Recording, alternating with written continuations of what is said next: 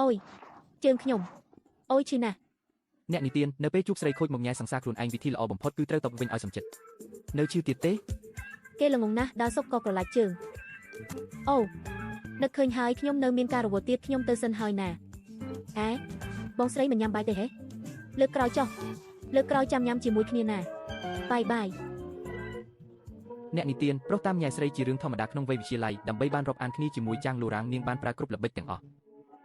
អ្នកនិទានទោះបីភាពឃ្លាវខ្លារបស់នាងនិងភាពត្រជាក់ស្រស់របស់ចាងលូរ៉ាងហាក់ដូចជាផ្ទុយគ្នាស្រឡះអ្នកនិទានប៉ុន្តែនៅក្នុងចិត្តចាងលូរ៉ាងស៊ូសាយសាយគឺជាមនុស្សពិសេសបំផុតពួកគេហាក់ដូចជាយកចិត្តគ្នាដោយមិនបាច់និយាយអ្នកនិទានបដូរពីការលួចស្រឡាញ់បែបក្មេងមកជាការនៅក្បែរគ្នាដែលផ្ដល់កម្លាំងចិត្តការបំពេញឲ្យគ្នាទៅវិញទៅមកធ្វើឲ្យពួកគេកាន់តែល្អប្រសើរ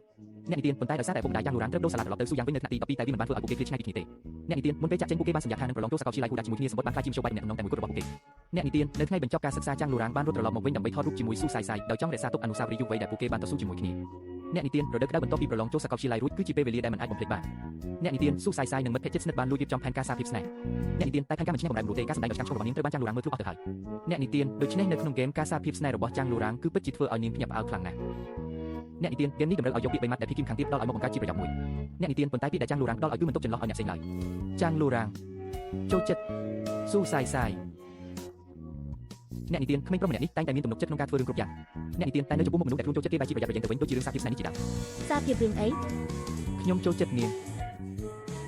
អ្នកនិទានពិតមែនហើយការស្រឡាញ់គ្នាទៅវិញទៅមកគឺជាទិដ្ឋភាពដ៏រ៉ូមែនទិកបំផុតនៃសេចក្តីស្នេហ៍អ្នកនិទានបែបនេះហើយពួកគេក៏បានស្រឡាញ់គ្នានៅក្នុងវ័យដ៏ស្រស់បំព្រងបំផុតអ្នកនិទាននៅតាមផ្លូវត្រឡប់ទៅផ្ទះវិញក៏មានភាពកក់ក្ដៅពីការកាន់ដៃគ្នាអ្នកនិទានចម្ងាយផ្លូវពីអន្តេវាសិកដ្ឋានប្រុសទៅអន្តេវាសិកដ្ឋានស្រីបានក្លាយជាការដើរដ៏រ៉ូមែនទិកបំផុតនៅក្នុងជីវិតសាកលវិទ្យាល័យរបស់ពួកគេអ្នកនិទានប៉ុន្តែមនុស្សពូកែមិនដែលខ្វះអ្នកតាមស្រឡាញ់ទេអ្នកនិទានគ្រាន់តែចូលរៀនភ្លាមស៊ូសាយសាយក៏ទទួលបានការចាប់អារម្មណ៍ពីសិស្សច្បងម្នាក់អ្នកនិទានហើយដល់ចៃដន្យចាងលូរ៉ាងក៏បានដឹងរឿងនេះអ្នកនិទានដូច្នេះនៅលើមុខដ៏ស្ងាត់របស់គេពោពេញទៅដោយការមិនសប្បាយចិត្តអ្នកនិទានពេលដឹងថាស៊ូសាយសាយទៅញ៉ាំបាយជាមួយគេម្នាក់នោះគេក៏ស្លៀកពាក់យ៉ាងស្អាតនិងដាក់ម៉ោងរត់ទៀតផងអ្នកនិទានរងចាំយ៉ាងទៀងទាត់ដើម្បីទៅទទួលស៊ូសាយសាយត្រឡប់មកអន្តេវាសិកដ្ឋានវិញអ្នកនិទានប៉ុន្តែពេលឃើញអ្នកទាំងពីរឈរនិយាយគ្នាគេក៏អត់មិនបាននឹងការចិត្តប្រចាំអ្នកនិទានតែពេលដឹងថាពួកគេកំពុងនិយាយសរសើរពីគេមុខដែលក្រញើនោះក៏ប្រែជាញញឹមវិញអ្នកនិទានទោះជាយ៉ាងណាសម្ដេចឯមល្ហែមរបស់ស៊ូសាយសាយកាន់តែធ្វើឲ្យចាងលូរ៉ាងរំភើបចិត្តដោយមិនដឹងខ្លួនអ្នកនិទាននាងគិតថារាងរបស់នាងគឺជាមនុស្សស្ងៀមស្ងាត់អ្នកនិទានប៉ុន្តែនាងបែរជាចិត្តទូលាយឲ្យគេរស់នៅក្នុងបេះដូងនាងអស់រយៈពេលជាច្រើនឆ្នាំអ្នកនិទានដូច្នេះនាងគឺជាម្ចាស់ផ្ទះដែលល្អបំផុតនៅក្នុងលោកអ្នកនិទានរឿងនេះបានធ្វើឲ្យបេះដូងចាងលូរ៉ាងកក់ក្ដៅគេក៏ទាញស៊ូសាយសាយមកថាប់តែម្ដងនេះជាថ្លៃឈ្នួលផ្ទះហេអីចឹងនាងជំពាក់ថ្លៃឈ្នួលផ្ទះខ្ញុំច្រើនណាស់អីចឹងខ្ញុំត្រូវតែយកការប្រាក់ហើយ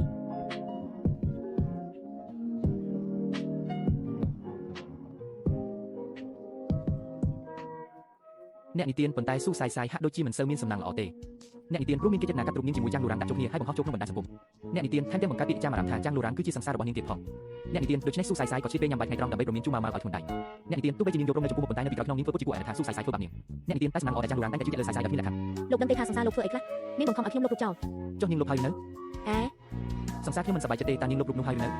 នៅទេបើនាងមិនដឹងខ្ញុំនឹងទៅសួរនាងដោយខ្លួនឯងអ្នកនិទានជាមួយនឹងការជួបគ្នារបស់មនុស្សទាំងបីនៅតាមរឿងអ្នកនិទានដើម្បីការពារកម្មសិទ្ធិរបស់ខ្លួនស៊ូសាយសាយគ្មានជំរឿនអ្វីក្រៅពីសម្ដែងជាមួយគេអ្នកនិទានហើយចាងលូរ៉ាងពិតជាអស់សំណើចនឹងភាពគួរឲ្យស្រឡាញ់របស់ស៊ូសាយសាយខ្លាំងណាស់ហេតុអីបានជាលោកសើចសប្បាយចិត្តម្ល៉េះព្រោះសង្សារខ្ញុំគួរឲ្យស្រឡាញ់ពេកថ្ងៃក្រោយលោកគួរតែពាក់ម៉ាស់ពេលចេញក្រៅលោកសង្ហាពេកហើយធ្វើឲ្យអ្នកផ្សេងមើលទៅអាក្រក់អស់រលីង